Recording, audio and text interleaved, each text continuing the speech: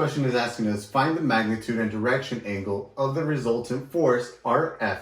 Here we have 5 vectors. This first one has magnitude 19. This one has 15N with a degree of 60. This one has 16N with a degree of 45. This one has 11N with a degree of 30.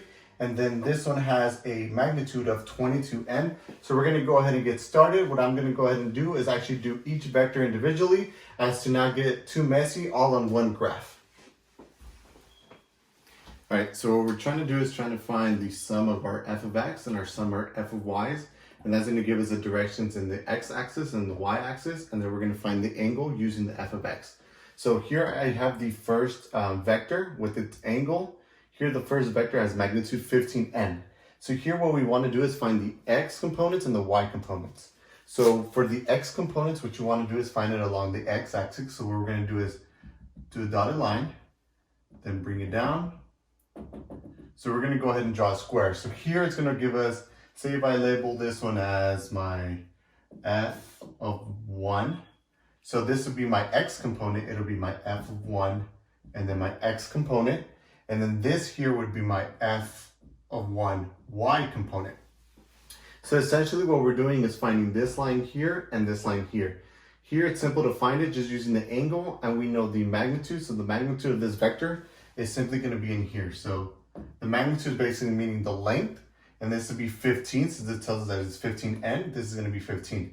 Now we have everything we need to find these two here, this line here and this line here are x and y component. So to do this, we do a little bit simple of SOHCAHTOA. So for example, I'm going to go ahead and bring down this square here. I'm going to draw it out.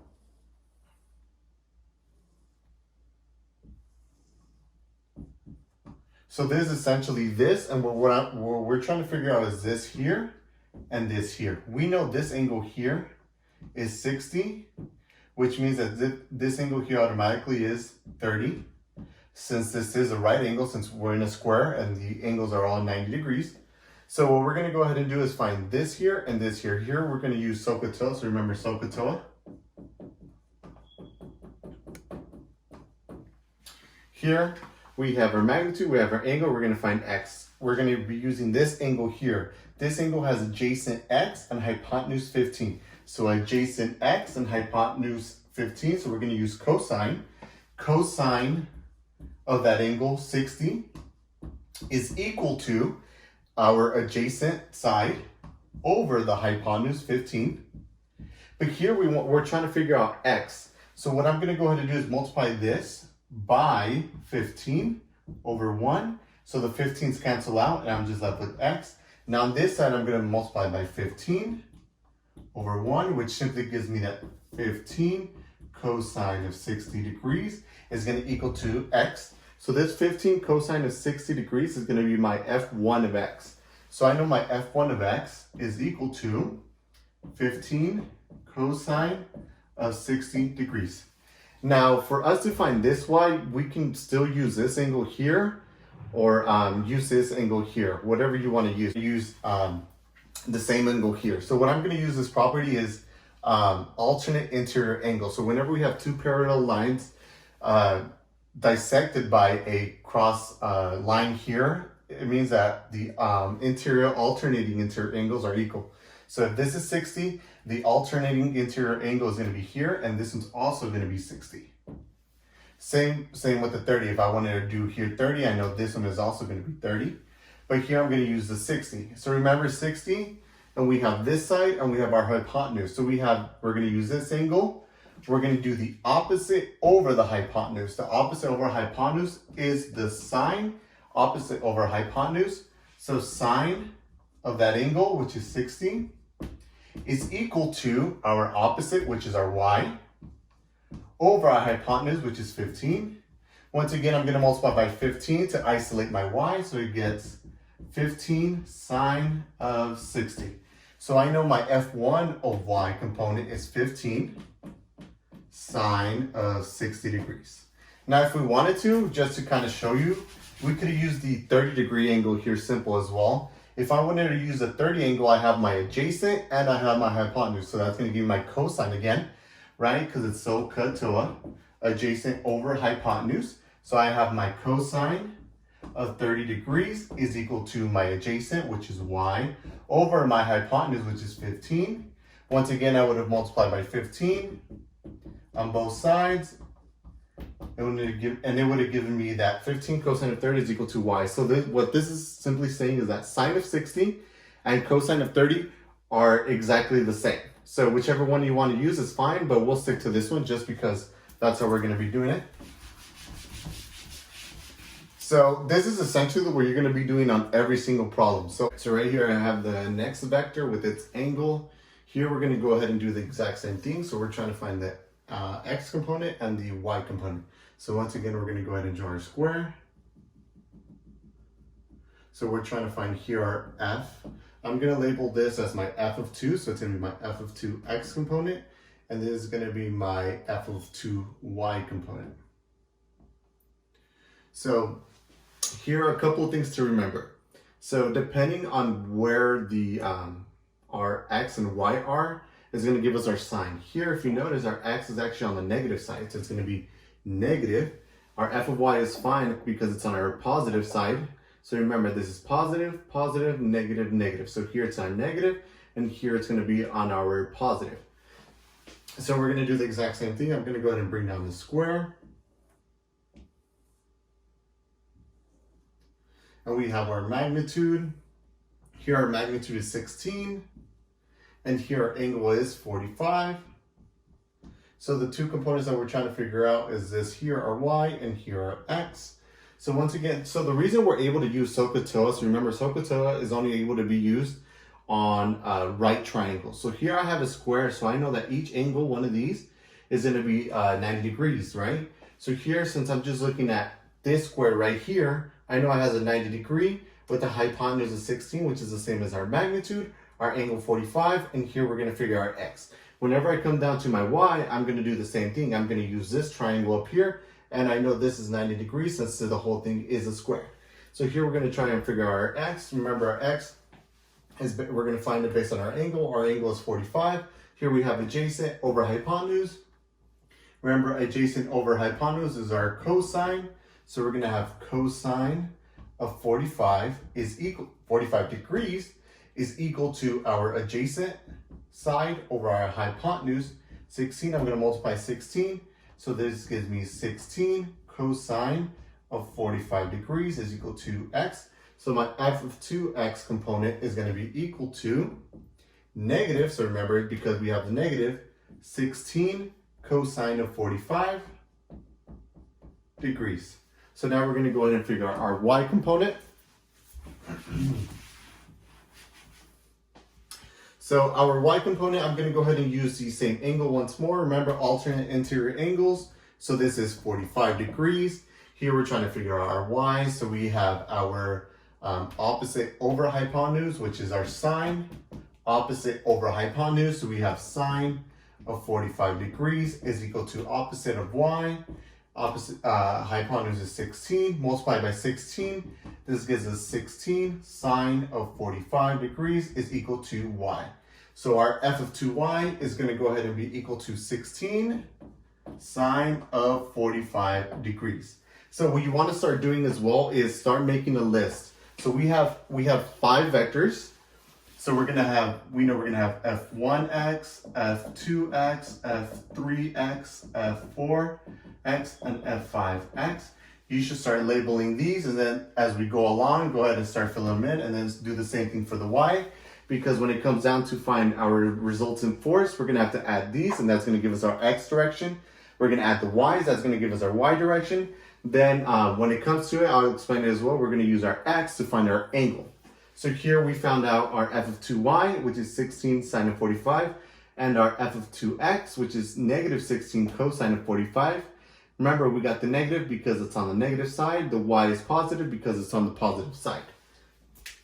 And I'm going to go ahead and erase this one. So remember, keep count of your x's and your y's. Magnitude is 11. So our hypotenuse is going to be 11. Our angle is 30. So what I'm going to go ahead and do here is once again use SOHCAHTOA.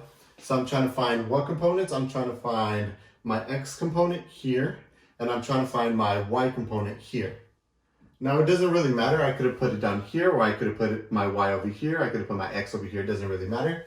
So what I'm going to go ahead and do is I'm going to find my x first. So I'm going to use this angle here. I have adjacent over hypotenuse. So adjacent, remember, over hypotenuse is cosine.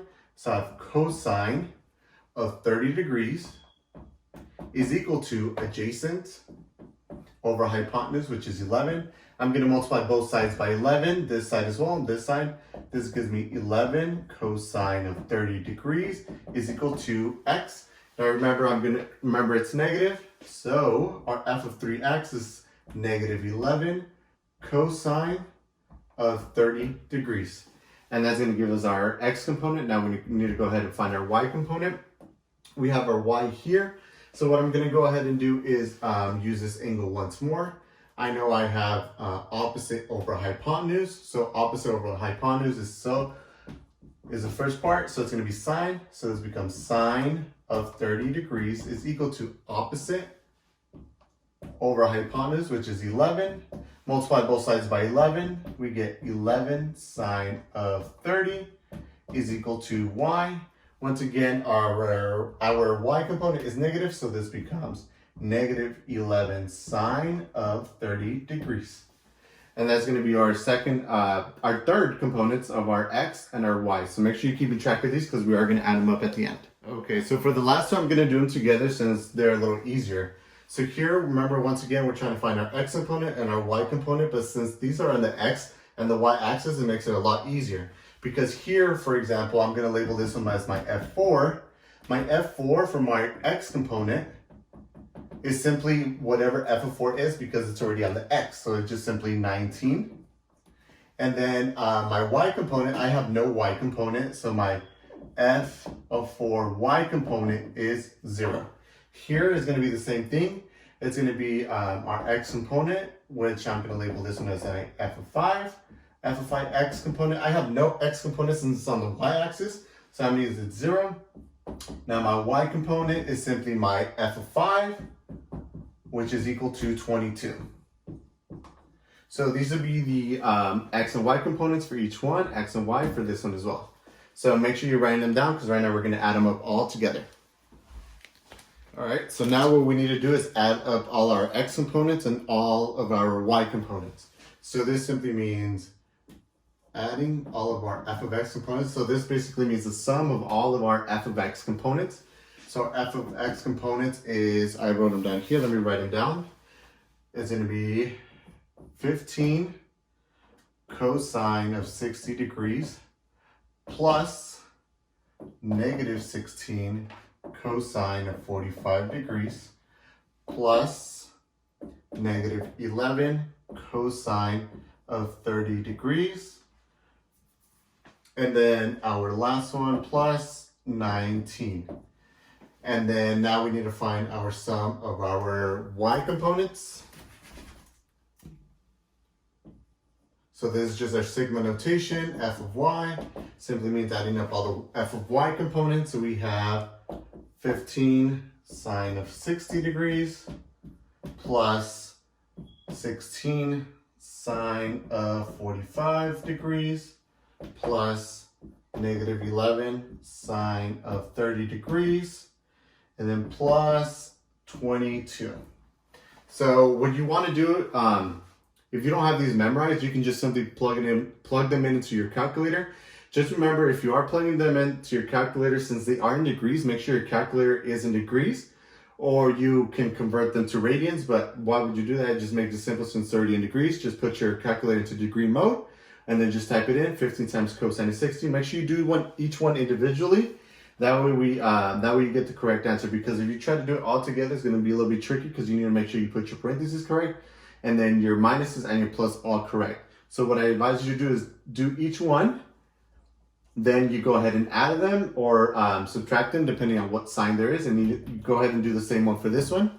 And then make sure you come back and I'm going to send you the next part. All right, so after I added them all up, I made sure that I didn't round yet. So as you're doing them, don't round, just write all the decimals. And this is what I got. So then I just rounded off to the nearest 10th. So I got my f of x's to be equal to 5.7 and my f of y's to be equal to negative 3.2. So how I got negative 3.2 was because on our 5y, our f of 5y, I forgot to tell you that it's negative 22 since it is on our y-axis, but it's on the negative side. So don't forget to include that negative 22 for our f of 5y. And then now what we're going to go ahead and do is find our vector, and then we're going to find the angle for that vector. So now to find our magnitude is found by taking the square root of our sum of our f of x's plus our sum of our f of y squared, and they're both squared. So remember we found these. So this is the square root, our sum of f of x, remember we got 5.7 squared plus our sum of our f of y's, we got negative 3.2 squared. So this becomes square root 5.7 squared. Just plug that into your calculator. Let me see what I get. I get 32.49 plus. I know this is going to be plus because it's a negative square. The negative square is going to simply become positive. So it's 3.2 times 3.2. And that gives me 10.24. Now I'm going to go ahead and add these two together. 32.49 plus 10.24. That gives me square root of 42.73. Now just plug that into your calculator once more. Square root of 42.73. And that gives you, if we run around off to the nearest 10th once more, we get 6.5. And then that 6.5 is going to be the magnitude of our vector. So this is how our vector is going to look in relation to the x-axis. Here we have the sum of our f of x's, and here we have our sum of our f of y. So here, the reason it's on this side and it's on the fourth quadrant is because our f of x, remember, is positive, so it's going to be to the right. And since our f of y's was negative, we went down. Here, for example, if our y's was positive, we would be up here in the first quadrant. So remember, this is first, second, third, and fourth quadrant. R of f, which is equal to 6.5. 6.5 is going to be this here, the magnitude of this vector here. And this is also going to be our hypotenuse, which is going to help us to find our theta, which is our angle here. So here, once again, since it is a right angle because we're going straight over here and then straight down, this gives us a 90 degree. So it all depends on what you want to use. Since we have all three sides, either you can use sine, cosine, or tangent. Here we have, remember, SOHCAHTOA. But here, what you want to do is use this angle and use whichever one you want. So if I want to do opposite over adjacent, I can, or if I want to use adjacent over a hypotenuse, if I want to use opposite over a hypotenuse, adjacent over a hypotenuse, whichever one you want to use. So we're going to go ahead and use our tangent. So I'm going to use tangent of that angle. The angle we don't know, that's what we're trying to figure out. So that's theta. Our tangent is opposite, so it's negative 3.2 over our adjacent side, which is 5.7. Now here, to isolate theta, you simply take the inverse. So we have tangent inverse times tangent theta is equal to tangent inverse times negative 3.2 over 5.7. So these two cancel out. We're just left with theta is equal to tangent inverse of negative 3.2 over 5.7. And then all you need to do is just go ahead and plug that into your calculator. So here I'm going to do it. Let's see what we get. So we have our inverse tangent of negative 3.2 divided by 5.7. Let's see what that gives us. So we get an angle of 29.31. So I'm just gonna round it off to 29.3. And this will be our angle, our theta here, which is just simply 29.3. And that's gonna be our angle here. So here we found our magnitude. Magnitude is 6.5. And then our angle is 29.3.